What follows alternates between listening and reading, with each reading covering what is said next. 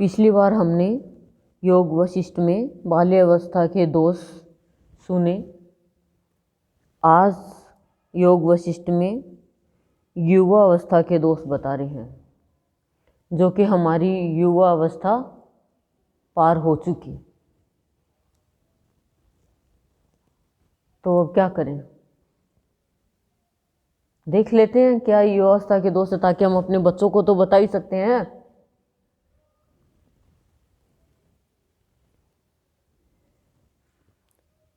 श्री रामचंद्र जी कहते हैं महर्षि, बचपन के बाद मनुष्य बाल्यावस्था के अनर्थों का त्याग कर भोग भोगने के उत्साह, भ्रांति अथवा काम रूप पिशाच से दूषित चित्त होकर नरक में गिरने के लिए ही यौवनारूढ़ होता है। क्या बता रहे हैं श्री रामचंद्र जी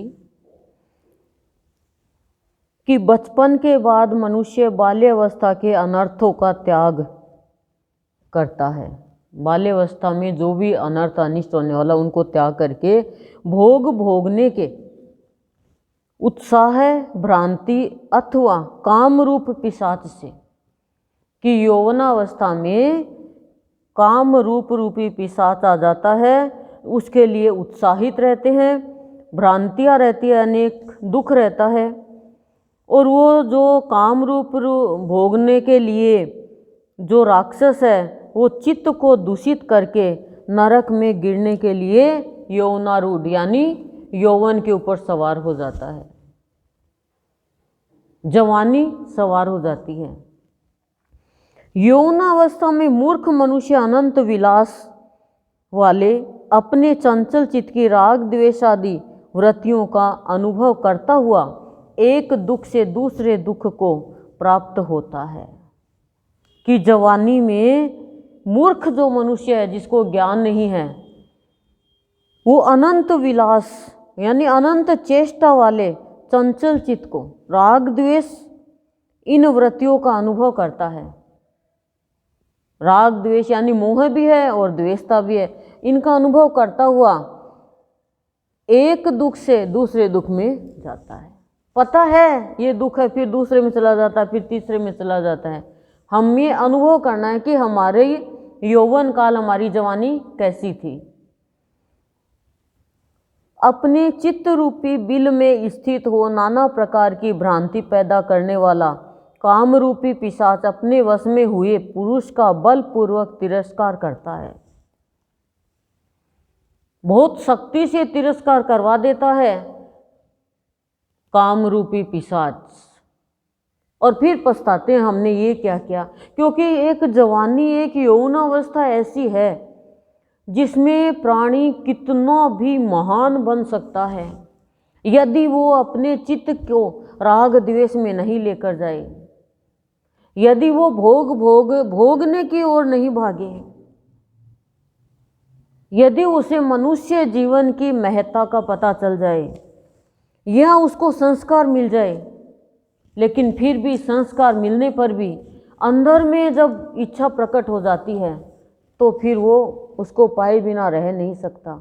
वो पिशाच उसको देखने ही नहीं देता है कि तू ये गलत काम कर रहा है, तेरी बदनामी होगी, परिवार वाले तेरी हंसी उड़ाएंगे, तेरे दोस्त तेरी हंसी उड़ाएंगे, और अंत में तुझे भी तेरे ऊपर खुद को ही हंसी आने लग जाएगी कि मैंने ये क्या कर दिया। तो कह रहे हैं चित्त रूपी बिल में, जैसे चूहे का बिल होता है ऐसे चित्त को बिल बताया, उसमें अनेक प्रकार की भ्रांति पैदा करने वाला, अनेक प्रकार के दुख चिंता पैदा करने वाला काम रूपी पिशाच अपने वश में हुए पुरुष को, जो पुरुष काम के वश में हो गया, काम रूपी भूत के वश में हो गया ना, कह रहे हैं उसका वो बहुत तिरस्कार करता है। वो अपने जीवन के महत्व को नहीं जान पाता है। मुने युवा अवस्था में स्त्री द्यूत और कलह आदि दुर्वसनों को उत्पन्न करने वाले वे राग लोभ आदि प्रसिद्ध एवं दुष्ट दोष, वैसे काम चिंता आदि के वशीभूत अंतःकरण वाले पुरुष को, जो काम आदि में तन्मय हो रहा है, यौवन के ही सारे नष्ट कर डालते हैं, जवानी के सारे नष्ट कर डालते हैं। बचपन में देखो कभी नहीं कहा कि काम पैदा हो जाएगा, काम की भावना आ जाएगी। संतत्व को प्राप्त करने के बाद में ऐसा नहीं होता है, और एक एज पार कर लेते हैं उसके बाद में भी ऐसा नहीं बोलते हैं। लेकिन जवानी में ही थोड़ा डर रहता है, क्योंकि काम रूपी पिशाच उस पर अटैक कर देता है, आक्रमण कर देता है। तो कह रहे हैं युवा अवस्था में स्त्री, द्यूत और कलह है। एक तो स्त्री, एक जुआ और एक कलह है। ये तीन, इनका दुर्व्यसन, इनकी मतलब बुरी आदत को उत्पन्न करने वाले वे राग द्वेष, ये लोभ और मोह है आदि प्रसिद्ध एवं दुष्ट दोष। बहुत प्रसिद्ध है, ये जवानी में घेर लेते हैं ये मनुष्य को। और दुष्ट दोष है, ये दोष है ना, ये दुष्ट प्रवृत्ति का, ये दुष्टता की ओर लेकर जाने वाले हैं।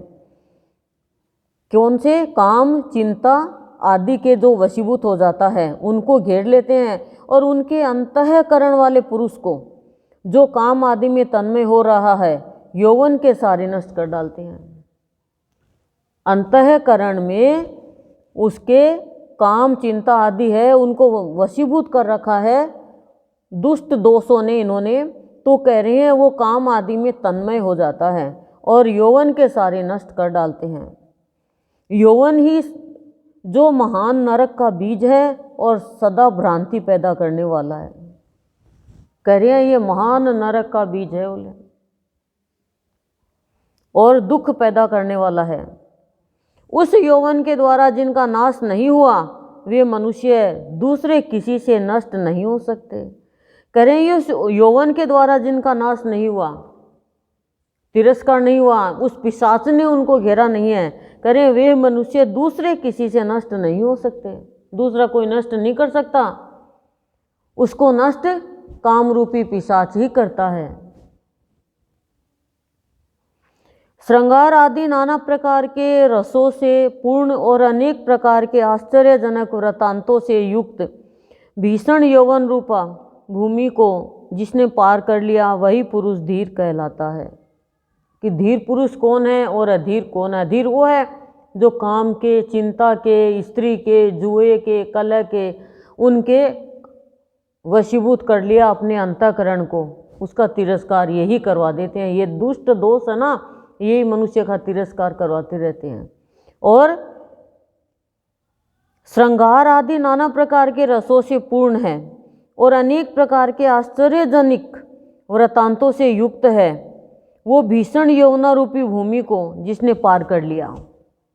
इन सबको जिसने पार कर लिया, युक्त भी है और रसों से पूर्ण भी है, आश्चर्यजनक वृत्तांतों से युक्त है, वो भीषण यौवना रूपी भूमि को जिसने पार कर लिया वही पुरुष धीर है। इन सब चीजों को पार कर लिया, श्रृंगार को देखते हुए भी काम जागृत नहीं हुआ। अब जवानी में तो ऑटोमेटिक ही स्वतः ही श्रृंगार हो जाता है, अलग ही रूप हो जाता है प्राणी का। जो क्षण भर के लिए प्रकाशमान चंचल मेघों की गंभीर गर्जना से व्याप्त और बिजली की तरह चमक कर लुप्त हो जाने वाला है, वह अमंगलमय यौवन मुझे अच्छा नहीं लगता। रामचंद्र जी कहते हैं कि जैसे बिजली चमकती और लुप्त हो जाती है, ऐसा ही जवानी है, थोड़े समय के लिए फिर बुढ़ापा आ जाएगा। मुझे वो अच्छा नहीं लगता, बोला ये यौवन जो क्षण भर के लिए प्रकाशमान, थोड़ी देर के लिए चमकता है। चंचल मेघों की गंभीर गर्जना यानी अभिमानपूर्ण वचन बोलना, मैं ये कर दूंगा, मैं वैसा कर लूंगा, मैं ये कर लूंगा, लेकिन कर कुछ पाता नहीं है। अब गर्जना से व्याप्त और बिजली की तरह जो चमक कर लुप्त हो जाता है वो अमंगलमय यौवन, मतलब उसका यौवन अमंगलमय है, वो मुझे पसंद नहीं है। जो भोग के समय मधुर अतएव स्वादिष्ट यानी मनोरम और अंत में दुखदायी होने के कारण तिक्त प्रतीत होता है, जिसमें दोष ही दोष भरे हैं, जो सब दोषों का आभूषण तथा मदिरा के मध्य विलास के समान मोहक है, वह यौवन मुझे कदापि अच्छा नहीं लगता। कह रहे हैं जिस यौवन में भोग के समय मधुर एवं स्वादिष्ट और अंत में दुखदायी, भोग जो है ना वो उसको बहुत ही मनोरम यानी मन को अच्छा लगने वाला हो और बहुत ही स्वादिष्ट लगता है, और अंत में वो दुख देने का कारण बनता है और फिर तीखा महसूस होता है, जिसमें खाली दोष ही दोष है, संतोष है ही नहीं, जो सब दोषों का आभूषण, खाली दोषों का ही आभूषण जिसने पहन रखा है, और मदिरा के मद विलास के समान मोहक है। मदिरा में जो मद मतलब मदिरा, मद रूपी मदिरा में जो मस्त हो जाता है वो विलास की ओर चला जाता है, तो कह रहे हैं उसके समान जो मोहक यानी मोहने वाला है वह यौवन मुझे अच्छा नहीं लगता। बोले ऐसा है यौवन, तो उसमें बुराई ही बुराई बताई है अभी, लेकिन ऐसा नहीं है कि रामचंद्र जी ने हर प्राणियों के लिए बताई कि जो ऐसा करते हैं उसका शरीर ऐसा बताया है, उसकी बचपन ऐसा बताया है और उसकी जवानी ऐसी बताई है कि खराब बताई है। ऐसे नहीं बताई है कि सबके लिए हो, जिसने ये अपनाया है उनके लिए खराब है। अब रामचंद्र जी का तो यौवन, जवानी, ये बचपन, बाल्यावस्था कितनी अच्छी थी, चारों भाइयों की अच्छी थी। नहीं तो जवानी में रामचंद्र जी तो बहुत सुंदर थे। एक बार सभा चल रही थी, रामचंद्र जी भी बैठे थे उसमें, कामदेव और रति भी आई। रति तो बहुत सुंदर, रति की तरफ देखे बार बार में श्री रामचंद्र जी। आधी रात को रति कमरे में, रामचंद्र जी सो रहे थे तो चली गई, दरवाजा खटखटाती है। रामचंद्र जी दरवाजा खोलते हैं और कहते हैं माता आप इस टाइम? तो रति ने कहा बार बार मेरी तरफ देख रहे थे तो मैं सोची कि भाई आप और देवताओं के औरों के जैसे हो। बोले नहीं माता, मैं तो ये सोच रहा था कि विधाता ने आपको कितना सुंदर बनाया है, मैं तो माँ के रूप में देख रहा था। तो ऐसे के जवानी में वो कामरूपी पिशाच क्या करेगा। लेकिन वो बता रहे हैं कि ऐसे मनुष्य जवानी और बचपन कैसे व्यर्थ खो देता है खाली भोग विलास में ही, और कई तो अंतिम सांस तक भोग विलास में डूबे रहते हैं, समय ही नहीं मिलता है। ज्ञान होने के बाद में भी समय नहीं देते हैं अच्छाई के लिए, सत्य के लिए, सत्संग के लिए, भगवान के लिए। वो भी उस भोग के लिए ही पूजा पाठ करते हैं कि हमें तो भोग मिल जाए बस, और हमें कोई चीज़ की ज़रूरत नहीं है।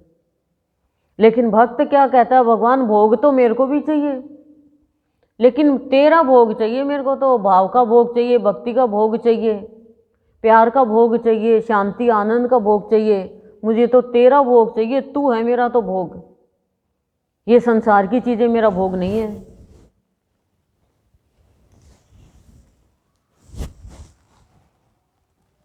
जो असत्य होकर भी सत्य सा प्रतीत होता है, शीघ्र ही धोखा देने वाला है तथा स्वप्न अवस्था में किए गए स्त्री सहवास के समान है, वह यौवन मुझे अच्छा नहीं लगता।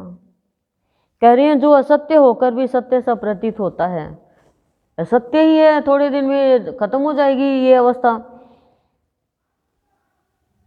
शीघ्र ही धोखा देने वाला है, कब जवानी हमारी ढल जाएगी पता नहीं चलेगा, जैसे सूर्यास्त होता है।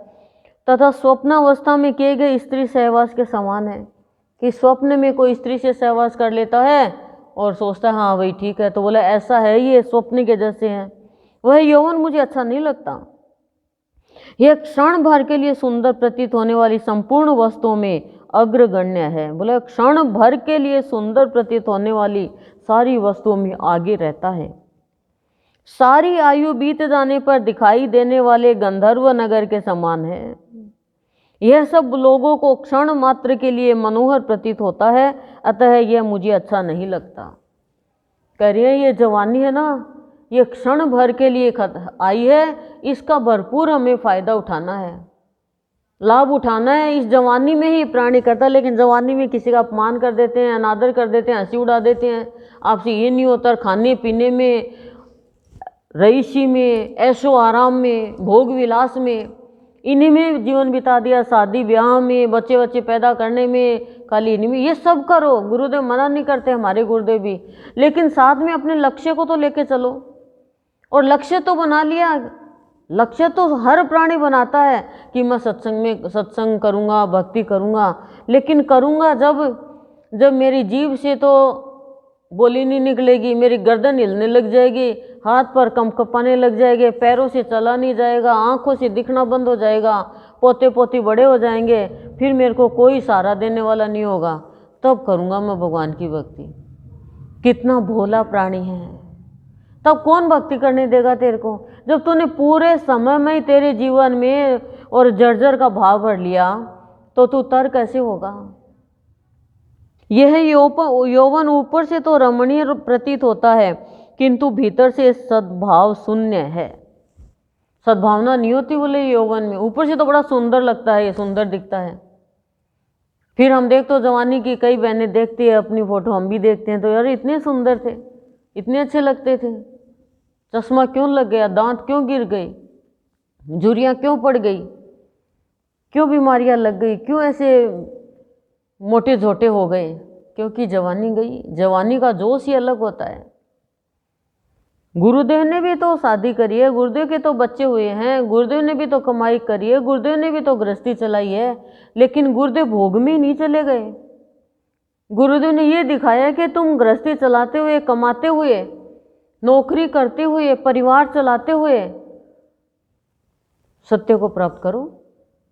ये नहीं कहा गुरुदेव ने कि तुम सब त्याग दो, गृहस्थी मत चलाओ, पत्नी से प्यार मत करो, बच्चों से प्यार मत करो, धन मत कमाओ, ये तो गुरुदेव ने कभी कहा ही नहीं। लेकिन यहाँ पे कोई आएगा तभी तो समझेगा ना कि हमारी भक्ति कितनी अलौकिक है।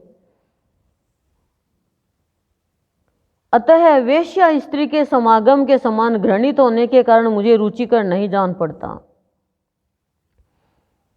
जैसे प्रलय काल में सबको दुख देने वाले बड़े बड़े उत्पात सब ओर से उमड़ उठते हैं, उसी प्रकार युवावस्था में सबको कष्ट प्रदान करने वाले जो कोई भी आयोजन है वे सब निकट आ जाते हैं। कितनी बड़ी बात कह दी कि यह यौवन ऊपर से तो रमणीय प्रतीत होता है, किंतु भीतर से सद्भाव शून्य है, सद्भावना नहीं होती इसमें। अतः वेश्या स्त्री के समागम के समान घृणित है ये, इसके होने के कारण मुझे ये रुचिकर नहीं जान पड़ता। जैसे प्रलय काल में सबको दुख देने वाले बड़े बड़े उत्पात सब ओर से उमड़ उठते हैं, इसको जवानी को वेश्या बताया है कि वो सबको मोहित करती है अपनी ओर। बड़े बड़े लोग हैं वो भी अपनी इज्जत दे देते हैं, तो ऐसे ही बोले ये जवानी है। जैसे कह रहे हैं प्रलय काल में सबको दुख देने वाले, जब प्रलय काल आता है तो सबको दुख देने वाले बड़े बड़े उत्पात आते हैं, कष्ट आते हैं, सब ओर से उमड़ उठते हैं, उसी प्रकार युवावस्था में कष्ट प्रदान करने वाले जो कोई भी आयोजन है वो सब हमारे निकट आ जाते हैं। बाद में जवानी निकल जाती है तो पछताते हैं कि अब क्या करें, अब तो जवानी वापस नहीं आएगी। युवा अवस्था का मोह मंगलमय आचार को भुला देने वाले और बुद्धि को कुंठित कर देने वाले भ्रम का अतिशय मात्रा में उत्पादन करता है, पैदा कर देता है। क्या? युवा अवस्था का मोह है और मंगलमय आचार को भुला देता है। वो अमंगलमय आचार याद रखता, चरित्र को, मंगलमय चरित्र को भुला देता है और उसका मोह बड़ा अच्छा लगता है और बुद्धि को कुंठित कर देता है। ऐसा भ्रम अति मात्रा में है और उन्हीं को ये युवा अवस्था है ये उत्पन्न कर देता है, जवानी उत्पन्न कर देती है। सोचो, जवानी में इंसान ज्ञान भी बहुत ले सकता है, लेकिन जवानी में और ही काम में लगा देते हैं बच्चों को। बच्चे अपने आप ही लग जाए तो लग जाए, जो कोई बच्चों को नहीं लगाया जवानी में, फिर माँ बाप सोचते हैं उसमें लगे तो फिर नहीं लग सकता वो भक्ति में। जितना हमारे बच्चे हमारे कंट्रोल में है उतना तो हम बच्चों को अच्छे संस्कार देने के लिए अग्रसर हो। लेकिन आजकल तो देख रहे हैं छोटे छोटे बच्चों को भी वो पढ़ाई भी कर रहे हैं, वो ट्यूशन भी कर रहे हैं, और भी इतने कॉस्मेटिक सामान भी बेच रहे हैं, और भी इतना काम कर रहे हैं, बच्चों पे इतना बर्डन डाल दिया। नहीं, बच्चे को ये कहे भाई अच्छे संस्कार भी तो अब उनको कमाएंगे तो लालच तो आ ही आएगा ना। सारा काम करो लेकिन बच्चों को ये भी तो कहे भाई समय समय पे तुम ईश्वर को भी याद करो। जैसे दावाग्नि वृक्ष को जला देती है, उसी प्रकार युवा अवस्था में जीव प्रियात्मा के वियोग जनित दुस्सह शोकाग्नि से मन ही मन जलता रहता है। कह रहे हैं जैसे दावाग्नि, दावाग्नि क्या होती है, जो जंगलों में आग लगती है दावानल जिसे, वो वृक्ष पूरे वृक्षों को जला देती है। मतलब उसी प्रकार युवावस्था में, जवानी में जीव है वो प्रियतमा के वियोग जनित, कि अपनी जो प्रियतमा है उसके वियोग से दुष्य शोकाग्नि, मतलब बहुत भयंकर रूपी दुख और शोक की अग्नि में मन ही मन जलता रहता है कि मुझे मेरी प्रियतमा मिल जाए। जैसे अत्यंत निर्मल, विस्तृत एवं पवित्र नदी भी वर्षा ऋतु में मलिन हो जाती है, कि नदी है वो निर्मल है, विशाल है, पवित्र है, लेकिन जब बारिश की ऋतु आती है तो वो गंदी हो जाती है। उसी प्रकार परम निर्मल, विशाल एवं शुद्ध बुद्धि भी युवा अवस्था में कलुषित हो जाती है। करे परम निर्मल है प्राणी, विशाल है और बुद्धि भी एकदम शुद्ध है, लेकिन जवानी में कलुषित हो जाती है। बहुत से उत्ताल तरंगों से युक्त भयानक नदी लांघी जा सकती है। कह रहे हैं बहुत सी उत्ताल तरंगों से युक्त, मतलब बड़ी बड़ी लहरें उठने वाली नदी है, उसमें भयानक नदी लांघी जा सकती है, परंतु भोग तृष्णा की चपलता से युक्त युवा अवस्था नहीं लांघी जा सकती। नदी भी लांघ सकते हैं, इतनी विस्तृत नदी है, विशाल है, तरंगे उठ रही है, लेकिन क्या कह रहे हैं, जवानी जब आ जाती है प्राणी के जीवन में तो भोग तृष्णा की, जो भोग को पाने की प्यास है, उसकी चंचलता से जो भरा हुआ है, जुड़ा हुआ है, वो जवानी नहीं लांघ सकता वो प्राणी, क्योंकि उसमें वश में हो जाता है। जवानी में क्या होता है, जवानी में हमारे अंग प्रत्यंग विकसित होते हैं। उस समय हमें संग अच्छा चाहिए, हमारे जीवन का चैप्टर बताने वाला चाहिए कि तेरे जीवन का लक्ष्य तो यार इस रास्ते पे चलने से तुझे मिलेगा। अब हमने लक्ष्य तो बना ही रखा है सबने, लेकिन हमने बुढ़ापे तक का बना रखा है, तो हमने रास्ता तो लक्ष्य तो बना लिया भगवान प्राप्ति का, लेकिन उसको टाइम दे दिया, उसको ही नहीं पता वहाँ तक तो हम पहुँच ही नहीं पाएंगे और फिर हमें कोई पहुँचने नहीं देगा। अभी जवानी में ही रुकावट इतनी पैदा कर देते हैं, जो हम करने वाले हैं हम ही करता है, तो उस समय हमें कोई रोकता नहीं है, खाली हम रुकते हैं। कभी पुत्र मोह में, कभी पुत्री मोह में, कभी घर के काम में, कभी पति के मोह में, कभी उसमें कभी उसमें, हम वो टाइम से वंचित हो जाते हैं, उस समय निकाल देते हैं हम। नहीं तो सत्संगी और संत वो तो चिर स्थायी जवान रहते हैं, खिले हुए रहते हैं। मुरझाना मतलब बुढ़ापा, बाल्यावस्था तो गई सो गई, लेकिन सत्संग में आके भी तो हमारा नया जन्म हुआ है, पर हम नहीं समझ पाते हैं। अब ठंड में तो ऐसे ही नहीं सरकता काम।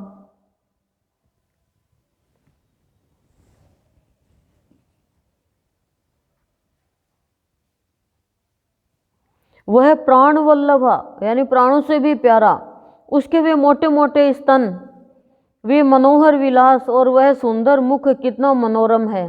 मतलब हर चीज खोल के बता रही है इसमें। युवा अवस्था में इसी तरह की चिंताओं से मनुष्य जर्जर हो जाता है, इसी तरह की चिंता से वो जर्जर हो जाता है। रजोगुण और तमोगुण से पूर्ण यह विषम यौवन रूप आंधी संपूर्ण सद्गुणों की स्थिरता को नष्ट करने में दक्ष है। करें रजोगुण और तमोगुण से पूर्ण है ये युवा अवस्था, और विषम यौवन रूप यानी विपरीत यौवन रूप आंधी, यौवन रूप आंधी संपूर्ण सद्गुणों की, सारे सद्गुणों की स्थिरता को नष्ट करने में दक्ष है, यानी पूर्ण है। मनुष्यों के यौवन का उल्लास यानी विकास दोष समूहों को जगाता और सद्गुण समुदाय का मूलोच्छेद करता है। करे मनुष्य की जो जवानी का जो विकास है यानी उल्लास है, वो दोष के समूह को जगाता रहता है और सद्गुण के समुदाय को मूलोच्छेद कर देता है, यानी जड़ से खत्म कर देता है। अतः उसे पाप वैभव का विलास कहा गया है, पाप और पाप के वैभव का। शरीर रूपी उपवन में उत्पन्न हुई यौवन की बेल बड़ी रमणीय है। कह रही है शरीर रूपी इस उपवन में यौवन की जो बेल है वो बड़ी सुंदर है, वह ज्यों ज्यों बढ़ती या ऊंचे चढ़ती है त्यों ही त्यों अपने से सटे हुए मन रूपी भ्रमर को उन्मत्त बना देती है। मन रूपी भ्रमर को पागल बना देती है वो जैसे जैसे बढ़ती है। शरीर रूपी मरुभूमि में काम रूपी घाम के ताप से प्रकट हो भ्रांति रूप में प्रतीत होने वाली जो यौवन रूपिणी मृग तृष्णा है, उसकी ओर दौड़ते हुए मन रूपी मृग विषयों के गड्ढे में गिर जाते हैं। कह रही है शरीर रूपी मरुभूमि में, शरीर रूपी यानी मरुभूमि यानी रेगिस्तान में, काम रूपी घाम, कामना रूपी गर्मी के ताप से प्रकट होने वाली भ्रांति रूप यानी दुख रूप में जो प्रतीत होने वाली ये यौवन रूपिणी मृग तृष्णा है। मृग तृष्णा क्या है? मृग तृष्णा है कि पानी की लहरें दिखती है गर्मी सूरज के ताप से, सड़क पे कई बार दिखती है, रास्ते में मिट्टी में बहुत दिखती है, और हिरण जाता है कि पानी होगा लेकिन सूखा होता है। ऐसी ये मृग तृष्णा, उसकी ओर दौड़ते हुए मन रूपी मृग दौड़ता है उसकी ओर, उन विषयों की ओर, उन विषय के गड्ढों में गिर जाता है। वो सोचता है कि वहां पे मुझे अच्छी चीज मिलेगी, भोग की चीज मिलेगी। यह युवा अवस्था देह रूपी जंगल में कुछ दिनों के लिए प्रकाशित होने वाली शरद ऋतु के समान है कि ये युवा अवस्था है देह रूपी जंगल में कुछ दिनों के लिए प्रकाशित होती है, जैसे कुछ दिनों के लिए शरद ऋतु आती है। लोगों, तुम इस पर विश्वास नहीं करो। जब जब यौवन अपनी चरम सीमा पर आरूढ़ हो जाता है तब तब संताप युक्त कामनाएं केवल विनाश के लिए ही बढ़ने या नृत्य करने लगती है। जैसे जैसे यौवनारूढ़ होते हैं प्राणी, आगे और बढ़ते हैं चरम सीमा पर, तब तब संताप युक्त यानी दुख से जुड़कर अनेक कामनाएं विनाश की ओर बढ़ने लगती है और नृत्य करने लगती है। अनेक कामनाएं विनाश की ओर जाती है। ये राग द्वेष रूपी पिशाच तभी तक विशेष रूप से नाचते रहते हैं। अब देखना, ये राग विशेष द्वेष रूपी ये जो पिशाच यानी भूत है, ये तभी तक विशेष रूप से नाचते रहते हैं जब तक कि यह यौवन रूपिणी रात्रि पूर्ण रूप से नष्ट नहीं हो जाती। जैसे यौवन रूपिणी रात्रि पूर्ण रूप से नष्ट हो जाती है, वैसे ही फिर ये राग द्वेषवादी पिशाच है, ये भूत है, ये भी खत्म हो जाता है। फिर धोखा ही धोखा, धोखा ही धोखा। जो महामुग्ध पुरुष मोहवश क्षण भंगुर यौवन से हर्ष को प्राप्त होता है, वह मनुष्य होता हुआ भी निरा पशु ही माना गया है। कि जो महामुग्ध पुरुष है, जो एकदम मुग्ध हो गया है मोह के वश में, वो क्षण भंगुर यौवन से हर्ष को, थोड़ी सी देर के लिए वो खुशी को प्राप्त होता है। वह मनुष्य है लेकिन वह निरा पशु है। जो मनुष्य अभिमान या अज्ञान के कारण मदोन्मत यौवनावस्था की अभिलाषा करता है, वह दुर्बुद्धि को शीघ्र ही पश्चाताप का भागी होना पड़ता है। वो पश्चाताप ही करता है। कौन? खाली अभिमान और अज्ञान के कारण, और उसमें मदोन्मत यानी मस्त हो जाता है, मोह के नशे में अपनी जवानी की अभिलाषा करता है, वह दुर्बुद्धि है और उसे शीघ्र ही पश्चाताप का भागी होना पड़ता है। उसमें पागल हो जाता है नशे में, अभिमान के नशे में। साधो, इस भूतल पर वे ही पुरुष पूजनीय है। अब देखना किसको पूजनीय बता रहे हैं। साधो, इस भूतल पर वे ही पुरुष पूजनीय है और महात्मा है। अब बता रहे हैं पूजनीय और महात्मा है जो यौवन रूपी संकट से सुख पूर्वक पार हो गए हैं। यौवन रूपी संकट से, यौन अवस्था बहुत अच्छी बताई है, लेकिन जो खाली इस काम वासना में लगे रहते हैं, भोग भोगने में लगे रहते हैं, उनके लिए खराब बताइए। तो कह रही हैं वही महात्मा है, वही पुरुष श्रेष्ठ है जो यौवन रूपी संकट से सुख पूर्वक पार कर गए।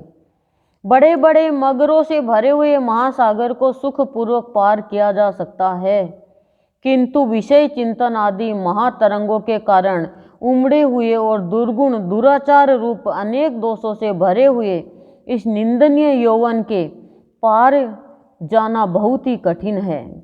ब्राह्मण विनय से अलंकृत क्या बताया है कि जो बड़े बड़े मगरमच्छ बड़े बड़े मगरमच्छ है, बोले महासागर भरा हुआ है, उनको सुखपूर्वक पार किया जा सकता है। मगरों से बच सकते हो, मगरमच्छ से महासागर में कैसे भी। लेकिन विषय चिंतन करिए, विषय वासना का चिंतन आदि महातरंगों के कारण जो उमड़े हुए दुर्गुण दुराचार अंदर से उमड़ते हैं, अनेक दोषों से भरे हुए इस निंदनीय यौवन को पार जाना बहुत ही कठिन है। करिए महासागर है, मगरमच्छ से भरा हुआ है, उसको तुम सुखपूर्वक पार कर सकते हो। लेकिन विषय चिंतन आदि महातरंगे जो अंदर से उमड़ रही है और दुर्गुण दुराचार अनेक दोष भरे हुए हैं, ऐसे निंदनीय यौवन को पार कैसे करोगे? उसमें तो तुम गलतियां कर दोगे। ब्राह्मण विनय से अलंकृत, श्रेष्ठ पुरुषों को आश्रय देने वाला, करुणा से प्रकाशित तथा शम दम क्षमा दया शांति संतोष सरलता आदि विविध गुणों से युक्त उत्तम यौवन इस संसार में उसी तरह दुर्लभ है जैसे आकाश में वन। आकाश में वन नहीं होता है, शून्य अवस्था है वहाँ पे, वन तो धरती पे होता है। तो क्या कह रहे हैं कि विनय से अलंकृत है, जिसके अंदर नम्रता ही भरी हुई, नम्रता का श्रृंगार है। श्रेष्ठ पुरुषों को आश्रय देने वाला है, करुणा से प्रकाशित है तथा सम यानी जिसने अपनी इंद्रियों पर निग्रह किया और शांतिपूर्वक मुक्त रहे, जो निवृत्ति पा चुका है चंचलता से। दम यानी जिसने इंद्रियों को अपने वश में कर लिया है, जिसके अंदर दया है, जिसके अंदर शांति है, जिसके अंदर संतोष है, जिसके अंदर सरलता है, ये आदि विविध गुणों से जो जुड़ा हुआ है, वो उत्तम यौवन है। इस संसार में उसी तरह दुर्लभ है जैसे आकाश में वन। ऐसा उत्तम यौवन इस संसार में बहुत दुर्लभ है। कैसे दुर्लभ बताया? जैसे आकाश में वन। आकाश में वन नहीं हो सकता, ऐसे ही संसार में रहकर ऐसा उत्तम यौवन सबका नहीं मिल सकता। उसको आकाश के जैसे होना पड़ेगा। उत्तम यौवन बताया जिसने शम यानी जो शांत है, जो मुक्त है विषय वासना से, जिसने अपने मन और इंद्रियों की चंचलता को अपने वश में कर लिया, जो निगाह रखता है अपनी इंद्रियों पे कि मेरी इंद्रियां विषय वासना में नहीं जा रही है ना, जो हर पल विषय वासना से शांत है, एकदम अशांत नहीं होता, मिलने के लिए लालच नहीं होता है, और जिसके अंदर संतोष है, जो मिल गया उसमें और का प्रलोभन नहीं है, और जिसके अंदर सरलता है, कपट नहीं करता है, ऐसा उत्तम यौवन बहुत मुश्किल है। ऐसा उत्तम यौवन उसी का होता है जो सत्संग में आकर के, संत की शरण में आकर के अपने आचरण को दूषित होने से बचा लेता है। वो प्राणी जवानी में यदि बच गया तो फिर उसको कोई भी काम रूपी पिशाच है वो परेशान नहीं कर सकता। ओम शांति ही शांति प्रशांति।